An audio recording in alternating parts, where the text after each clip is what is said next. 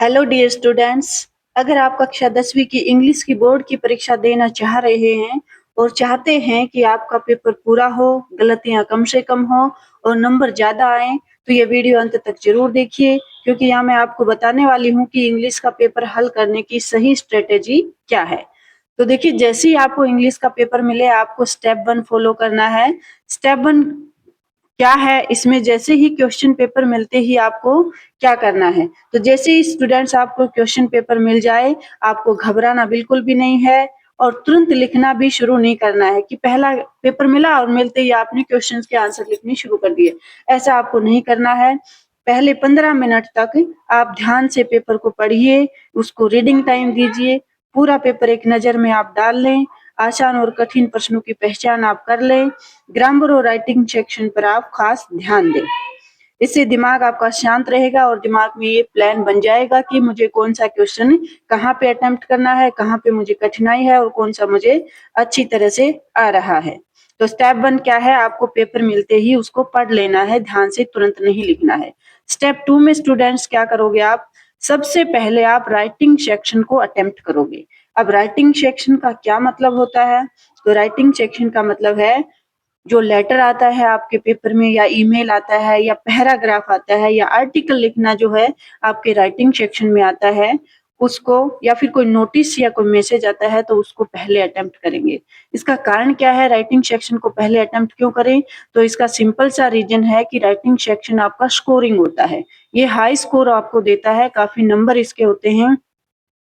और जैसे आप घर से याद करके आए हो, दिमाग पे एक छाप छपी हुई है कि मुझे पता है कि लेटर लिखना है तो उसका फॉर्मेट किस तरह का है, पैराग्राफ लिखना है तो कौन सा फॉर्मेट यूज करना है, ईमेल के लिए क्या फॉर्मेट है, वो सब चीजें आपको याद है। और ऐसा ना हो कि पीछे के क्वेश्चन अटेम्प्ट करते करते लास्ट में आपको टाइम ही ना मिले, और टाइम नहीं मिलने की वजह से आप अच्छे से फॉर्मेट अटेम्प्ट नहीं कर पाओ, जिससे आपका पेपर खराब हो सकता है। और राइटिंग सेक्शन अगर छूट गया तो क्योंकि बहुत स्कोरिंग है, तो आपके बहुत सारे नंबर यहाँ कट सकते हैं। थर्ड स्टेप में आपको क्या करना है स्टूडेंट, थर्ड स्टेप में आप लिटरेचर सेक्शन को हल करेंगे। अब लिटरेचर सेक्शन का मतलब क्या होता है, इसमें आपकी प्रोज, पोइट्री, या फिर आपकी सप्लीमेंट्री जो रीडर बुक है, उसमें से जो क्वेश्चंस आते हैं वो आपको हल करने होते हैं। तो लिटरेचर को सोल्व करते समय आपको क्या ध्यान रखना है, लिटरेचर में आपको दो तरह के क्वेश्चंस मिलेंगे। एक आपको शॉर्ट आंसर टाइप क्वेश्चन मिलेंगे और फिर आपको लॉन्ग आंसर टाइप क्वेश्चन मिलेंगे। तो उत्तर लिखते समय आपको क्या सावधानियां रखनी है, सबसे पहले प्रश्न को ध्यान से पढ़ें। ध्यान से पढ़ने के बाद 2-3 पॉइंट में, बहुत लंबा नहीं लेकिन सटीक जवाब आपको देना है। बहुत ज्यादा डिटेल आपको नहीं लिखनी है, सटीक जवाब दे देना है आपको। और अगर बात आए पोइट्री की, तो पोइट्री में जो कविता के प्रश्न दिए गए हैं उसमें आप पोएम का नाम लिख दें, उसमें आप पोएम का नाम लिख दें और उसका जो पोइट है उसका नाम लिख दें। इससे विशेष अटेंशन मिलती है, एग्जामिनर को लगता है कि स्टूडेंट को सब कुछ आ रहा है, वो यहाँ पे जो है इम्प्रेशन आपका अच्छा चला जाता है और मार्क्स आपको देते हुए चला जाता है। तो पोइट या पोएम का नाम लिखना आप ना भूलें और उसको अंडरलाइन करके आप छोड़ दें। नेक्स्ट जो स्टेप है स्टूडेंट्स, वो स्टेप क्या है, ग्रामर सेक्शन को कैसे करना है। ग्रामर का जो सेक्शन होता है उसको आपको किस तरह से अटेम्प्ट करना है, तो ग्रामर सेक्शन की बात करें तो उसमें आपको जल्दबाजी बिल्कुल भी नहीं करनी है। आप भागम भाग में नहीं करेंगे, जल्दबाजी में नहीं करेंगे, क्योंकि ग्रामर में क्या है, थोड़ी सी मिस्टेक आपके पूरे मार्क्स कटा सकती है। जो भी टेंसेस से रिलेटेड क्वेश्चन आए, active passive voice, direct indirect या मॉडल से संबंधित जो भी क्वेश्चन आए, पहले पर्सन को समझें और फिर उसके बाद ही उसके आंसर दें। ओवर राइटिंग ना करें, ऐसा ना हो कि एक बार फिल इन द ब्लैंक्स में एक भर दिया, उसके बाद नहीं नहीं ये नहीं लग रहा मुझे तो दूसरा लग रहा है, काट करके आप दूसरा ब्लैंक भर रहे हो। अगर आप इस तरह कर रहे हो, ओवर राइटिंग कर रहे हो, काटा पीटी कर रहे हो, तो फिर आपका जो है नंबर कटने की पूरी संभावना है। अंदाजे से उत्तर नहीं देना है, पहले फाइनल रिजल्ट पे पहुंच जाए कि राइट आंसर क्या है, फिर उसका जवाब दें। ग्रामर में एक छोटी सी गलती भी आपके पूरे नंबर कटा सकती है, इस बात का आप ध्यान रखें। और फाइनल जो स्टेप है, स्टेप नंबर 5 जो आपको फॉलो करना है वो क्या है, टाइम मैनेजमेंट। वेरी इंपॉर्टेंट, बहुत इंपॉर्टेंट है, क्योंकि बहुत सारे स्टूडेंट्स से टाइम मैनेजमेंट नहीं हो पाता है, टाइम का सही सा बंटवारा नहीं कर पाते हैं, शुरू में अनसीन पैसेज को पढ़ते रहते हैं, उसके जवाब देने में लगे रहते हैं और बाद में क्वेश्चन उनके छूट जाते हैं। तो किस तरह से टाइम मैनेजमेंट करना है, आपको सबसे पहले राइटिंग सेक्शन करना है, फिर लिटरेचर सेक्शन, फिर ग्रामर सेक्शन।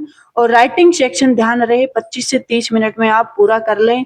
लिटरेचर जो आपकी बुक होती है, आपकी रीडर है या फिर आपकी पोइट्री की बुक है, उसमें से जो भी क्वेश्चन आते हैं वो आप 60 से 65 मिनट के अंदर अंदर उनको खत्म कर लें। और ग्रामर सेक्शन है उसको 20 से 30 मिनट का समय आप दें। इस तरह से टाइम का बंटवारा करके अगर आप करोगे तो पेपर आप अटेम्प्ट कर पाओगे, कोई भी पार्ट आपका छूटेगा नहीं। फिर जो समय बचता है लास्ट के 10 मिनट का, उसमें आप रिव्यू कीजिए। रिव्यू का मतलब क्या है भाई, आप पूरे पेपर को चेक करेंगे अंत में स्पेलिंग मिस्टेक तो नहीं है, क्योंकि इंग्लिश एक लैंग्वेज वाला सब्जेक्ट है और यहाँ पे स्पेलिंग मिस्टेक्स के मार्क्स कटते हैं। तो आप स्पेलिंग चेक करें, क्वेश्चन नंबर मिलाएं, कहीं ऐसा ना हो कि आपने क्वेश्चन नंबर डाला ही नहीं और आंसर आपने लिख दिया तो क्वेश्चन नंबर नहीं डाला है तो आपको उसके आंसर के नंबर नहीं मिलेंगे। तो क्वेश्चन नंबर मिलाएं और ऐसे ध्यान रखें कि कोई आंसर हमारा छूट तो नहीं गया है। तो इस तरह से आप सही स्ट्रेटेजी से अगर पेपर लिखते हैं तो इंग्लिश बहुत आसान है और बहुत स्कोरिंग भी बन सकती है। इस तरह से स्टूडेंट्स आप पेपर को अटेम्प्ट करें, खुद पर भरोसा रखें, शांत दिमाग से पेपर दें। अगर ये वीडियो आपको जरा भी उपयोगी लगा हो तो लाइक, शेयर और कमेंट जरूर कर दीजिए। चैनल को सब्सक्राइब कर दीजिए, क्योंकि एग्जाम रिलेटेड ऐसी अपडेट्स मैं आपको देती रहती हूँ इस चैनल पे। और अगर आप चाहते हैं कि हमें ऐसी अपडेट्स मिलती रहे तो चैनल को सब्सक्राइब जरूर कर लें। और स्टूडेंट्स, आप सभी को आपके बोर्ड एग्जाम के लिए ऑल द बेस्ट। मेरी बेस्ट विशेज आपके साथ हमेशा रहेंगी।